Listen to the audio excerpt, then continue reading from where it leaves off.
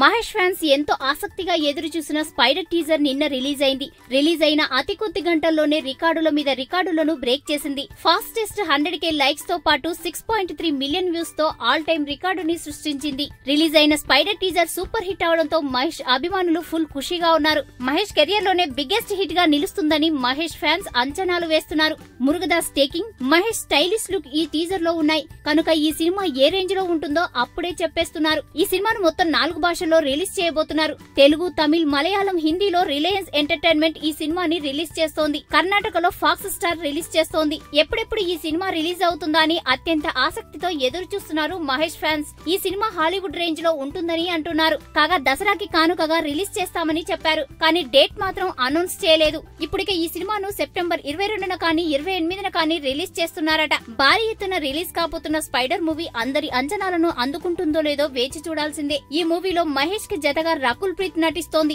రకుల్ ఇప్పటికే వరుస హిట్లతో ఫుల్ జోష్ లో ఉంది. మహేష్ తో ఫస్ట్ టైం నటిస్తున్న రకుల్ చాలా బాగా నటించిందట. ఇప్పటికే యూట్యూబ్ లో రికార్డ్స్ బ్రేక్ చేస్తున్న స్పైడర్ టీజర్ సినిమా రిలీజ్ అయిన తర్వాత ఇంకెంత సంచలనాలను క్రియేట్ చేస్తుందో వేచి చూద్దాం.